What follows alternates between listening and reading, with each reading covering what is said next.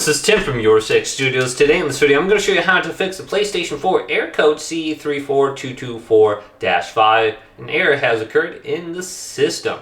So there's a couple different things that we can go ahead and try. The first thing we want to do is go to Settings and Account Management, and then sign out of your PlayStation, and then sign back in with the email address and password. If you have the PlayStation app on your phone, you can log in very easily. You just have to hit approve. So sign out, and this sometimes will sync your account with the PlayStation Network. And then go down to activate as your primary PS4 and make sure this is set to activate. Now, if you're sharing it with a friend or something like that, you don't have to do this, but just go ahead and try that out if you're not. And then go to restore licenses. If you become unable to play games you downloaded through the PlayStation Store, just restore it right here.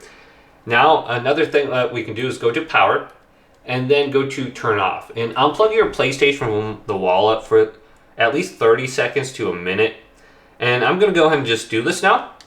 And I'm going to put my PlayStation into the safe mode where we can rebuild the database.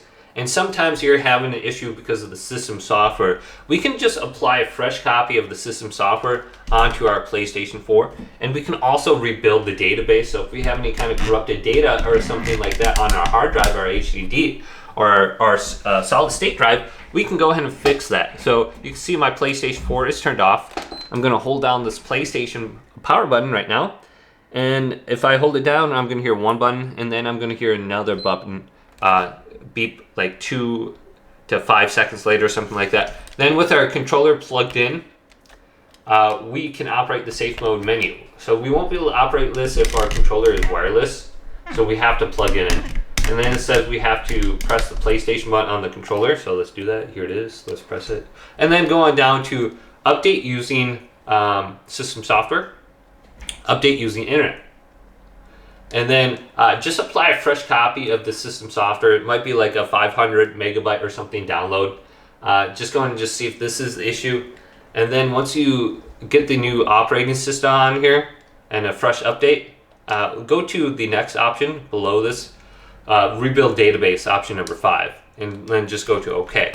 Now this is going to restart your PlayStation 4, and it'll bring you to a blue screen that says an estimated amount of time of how long this is going to take. It says it's going to take a few hours. My experience, it only takes like 10 seconds for me.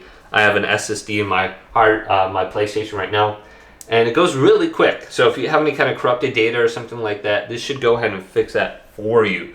So just try out one of these errors or these fixes and see if this helps you out. Hopefully this video did indeed. If it did, leave it a big thumbs up and subscribe to my channel down below.